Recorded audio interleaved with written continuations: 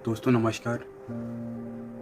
आज सुबह हमें एक बहुत ही दुखद खबर मिली कि हमारे बीच हमारे नेताजी अब नहीं रहे। नेताजी यानी कि मुलायम सिंह यादव, किसी के लिए वो पिता समान थे तो बहुतों के लिए वो भगवान समान थे।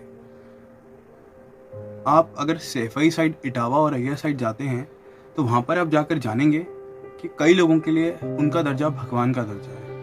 बल्कि मैं आज अपने व्हाट्सएप पे कुछ पोस्ट देख रहा था या इंस्टाग्राम पे पोस्ट देख रहा था, वहाँ पर मैंने देखा उनको भगवान की तरह प्रस्तुत किया गया, उनको भगवान का दर्जा दिया गया। तो आप समझ सकते हैं उनका लोगों की लाइफ पे क्या इम्पैक्ट था। आज सुबह करीब 8:15 बजे गुड़गांव के मेदांता हॉस्पिटल में मुलायम सिंह यादव जी, हमारे नेताजी, इस दुनिया को छोड़कर चले गए। उनके बारे में ये तो आप सभी जानते हैं कि 3 बार के मुख्यमंत्री रहे वो उत्तर प्रदेश के, साथ ही साथ वो देश के डिफेंस मिनिस्टर रहे। इसके अलावा 10 बार वो एमएलए रहे और 7 बार मेंबर ऑफ पार्लियामेंट। शायद आप इस फिगर्स को समझ पा रहे हैं कि इनकी वैल्यू कितनी बड़ी है। 10 बार का एमएलए यानी कि 10 बार आपको लोग चुनते हैं अपना रिप्रेजेंटेटिव ऑफ स्टेट असेंबली। 7 बार के एमपी यानी कि 7 बार आपको लोकसभा सीट से चुना जाता है कि आप उन लोगों को रिप्रेजेंट करें देश की पार्लियामेंट में। तो आप उन पर लोगों का भरोसा या फिर प्यार समझ सकते हैं कितना बड़ा था। उनका ओहदा राजनीति में काफ़ी बड़ा आंका जाता है। मतलब अगर हम तुलना करें तो शायद पिछले 10-15 सालों में जब से मैंने होश संभाला है, मैंने सिर्फ 2 ही ऐसे नेता हैं जिनको इस दर्जे का सम्मान मिलता देखा है उनकी डेथ वाले दिन। एक थे हमारे श्री बाला साहेब ठाकरे जी और दूसरे हमारे श्री अटल बिहारी वाजपेयी जी। मतलब आप इनका नाम, इनका दर्जा समझ सकते हैं कितना बड़ा है राजनीति में।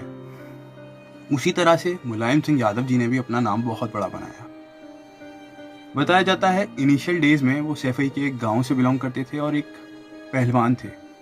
वो पहलवानी में थे, उनको पहलवानी करना पसंद था। इसके साथ साथ उनके पास डिग्रियां हैं, बीए है, पीटी है, एमए है पॉलिटिकल साइंस में। तो ऐसा भी नहीं है कि वो पढ़े लिखे नहीं है, और वो इतने पढ़े लिखे थे कि बाद में वो अध्यापक बने। उन्होंने कुछ साल अध्यापक की तरह भी बिताए हैं। इसी के साथ उनका इंट्रोडक्शन राजनीति में होता है 1967 में, और तब वो बनते हैं MLA first time from Jaswant Nagar seat of Etawah. अपने करियर में कुल 7 पार्टियों के साथ वो रहे हैं, और 7वीं पार्टी उनकी खुद की समाजवादी पार्टी थी जो उन्होंने 1992 में बनाई, और तब से 2017 तक वही उसके राष्ट्रीय अध्यक्ष भी रहे। अगर हम बात कर लें उनके ओहदे की, तो जब इमरजेंसी वाला दौर चल रहा था या फिर जेपी नारायण का जो आंदोलन चल रहा था, उनको सभी नेताओं ने बहुत बड़ा आंका। मतलब जो चौधरी चरण सिंह जी थे, उन्होंने उन्हें नेपोलियन तक का दर्जा दे दिया था। मतलब उनसे कहा था कि तुम आज के दौर के नेपोलियन हो। मतलब इतना स्मार्ट थे वो। मतलब उनकी बुद्धि, समझदारी, किसी चीज़ की आप बात कर लें, एक बहुत ही उच्च दर्जे के राजनेता।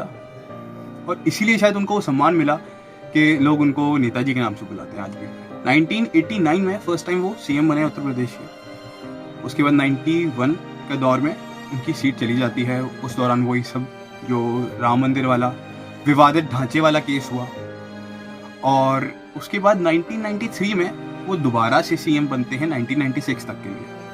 उसके बाद उनका इंट्रोडक्शन हो जाता है राष्ट्रीय राजनीति में, जहां वो पहली बार जाकर एमपी बनते हैं। दोस्तों, इससे पहले के दौर में वो सिर्फ एमएलए रहे या फिर एमएलसी रहे थे। टोटल 8 टाइम्स वो एमएलए रहे, 2 टाइम्स वो एमएलसी रहे, तो टोटल स्टेट रिप्रेजेंटेटिव उनका 10 टाइम्स का रहा। और 96 में वो फर्स्ट टाइम एमपी बने। उसके बाद जाकर वो डिफेंस मिनिस्टर बनते हैं देश के। फिर 1999 में उनकी जब सरकार गिर गई, अटल बिहारी जी सरकार में आए। उसके बाद फिर वो वापस लौटते हैं स्टेट राजनीति में, और 2003 में फिर से बनते हैं सीएम। इस टाइम पर उनका राष्ट्रीय राजनीति में भी बहुत बड़ा रोल था। काफ़ी सीट्स थी उनकी पार्टी के पास, अराउंड 40 सीट्स, लोकसभा सीट्स। तो बहुत इम्पैक्ट था उनका राष्ट्रीय राजनीति में, और ये सब उन्होंने खुद कमाया। 92 में आके अपनी पार्टी बनाते हैं वो, और एक गांव से निकलकर एक बच्चा जिसका कोई बैकग्राउंड नहीं है राजनीति का, उन्होंने वो बैकग्राउंड बनाया, और आने वाली पीढ़ियों को, अपने भाइयों को वो बैकग्राउंड बना के दिया, जिसका आज सब एक तरह से बोले फ़ायदा उठा रहे हैं, या फिर ये कहिए कि उनको एक प्लेटफॉर्म तैयार मिला है आगे बढ़ने के लिए राजनीति में। फ़ायदा उठाना शायद गलत वर्ड होगा, पर वो उनको इनहेरिट हुआ है मुलायम सिंह जी की वजह से। उनकी मेहनत, उनकी तपस्या जो आज इतने बड़े इम्पैक्ट को जन्म दे रही है उनकी डेथ के बाद। यानी कि बहुत लोग कहते हैं कि एक वट वृक्ष, जो मतलब वृक्ष सबको छाव देता है, वो वृक्ष थे वो। करंट पोजीशन की उनकी बात करें तो इस समय भी वो करंटली एमपी थे मैनपुरी सीट से, फॉर्मर सपा सुप्रीमो। इसके साथ साथ वो अखिलेश यादव जी के फादर हैं, यानी कि Akhilesh Yadav ji farmer CM of Uttar Pradesh. कुल 3 बार वो रहे हैं सीएम, 1 बार उनके बेटे। एंड उनका परिवार काफ़ी राजनीति में है पूरा। सभी लोग, चाहे उनके बेटे की बात करें, भाइयों की बात करें या फिर भतीजों की बात करें, एवरीबडी इज इनटू राजनीति, पॉलिटिक्स। दोस्तों, एक नेता होता है जो अपनी पार्टी का नेता होता है, और मुलायम सिंह जी जैसा नेता वो पूरे देश का नेता होता है। आप आज अगर ट्वीट खोल के देखेंगे, ट्विटर खोल के देखेंगे या इंस्टा खोल के देखेंगे या कहीं भी देखेंगे, तो आप उनके प्रति सिर्फ सम्मान पाएंगे। उनके धुर विरोधियों से भी, चाहे वो नरेंद्र मोदी जी हों, अमित शाह जी हों, चाहे कांग्रेस पार्टी हो या फिर कोई और पार्टी हो, सबके मुंह से या सबके ट्वीट से सिर्फ आप सम्मान ही झलकता पाएंगे, एक बहुत उच्च लेवल का सम्मान। आज मोदी जी भावुक हो गए, 7 मिनट तक मौन रखा उन्होंने, दुख व्यक्त किया मुलायम सिंह जी के जाने का। उनको एक फादर फिगर समझा जाता है राष्ट्र राजनीति में आज के टाइम में। अब जबकि वो हमें छोड़कर चले गए हैं, तो हम बस उनकी दिवंगत आत्मा के लिए एक प्रार्थना करते हैं कि जो ओहदा उनको यहाँ मिला वो वहाँ भी मिले, और इसी तरह से वो सब पर ऐसे ही अपनी आशीर्वाद को बनाए रखें जैसे यहाँ रह के बनाया हुआ था। ये हमारी एक श्रद्धांजलि थी मुलायम सिंह जी के लिए। और दोस्तों, इसके साथ साथ मैं आपको बताना चाहूँगा उनके एसेट्स के बारे में, क्योंकि हमारे दिमाग में कहीं ना कहीं ये आता है कि जो इंसान 55 साल तक राजनीति करता है, 1967 से आज 2022 तक, 82 साल की उम्र है, 3 बार मुख्यमंत्री रहा, 1 बार हमारे डिफेंस मिनिस्टर रहे, 10 बार विधायक, 7 बार सांसद, तो लाइफ में उसने तो बहुत अरबों खरबों रुपए छापे होंगे। लेकिन नहीं, मैं आपको उनकी एक शॉर्ट में उनके बारे में बता देता हूँ, उनके कुल एसेट्स और लायबिलिटीज़ के बारे में। तो मुलायम सिंह जी की जो कुल संपत्ति थी 20,56,04,593 रुपये। उसमें से जो अचल संपत्ति है वो है 16,52,44,300 की। वहीं अगर हम उनके बैंक डिपॉजिट्स की बात कर लेते हैं, वो है 40,13,928 रुपये। उनके पास कैश में 16,75,416 रुपये मौजूद थे। वहीं इंश्योरेंस के तौर पे उनके 9,52,298 रुपये इन्वेस्टेड थे। उनके पास 7.5 kg गोल्ड था, यानी कि 2,41,52,365 रुपये का। उनकी कुल एग्रीकल्चरल लैंड थी 7,89,88,000 की। वहीं उनकी नॉन एग्रीकल्चरल लैंड थी 1,44,60,000 रुपये की।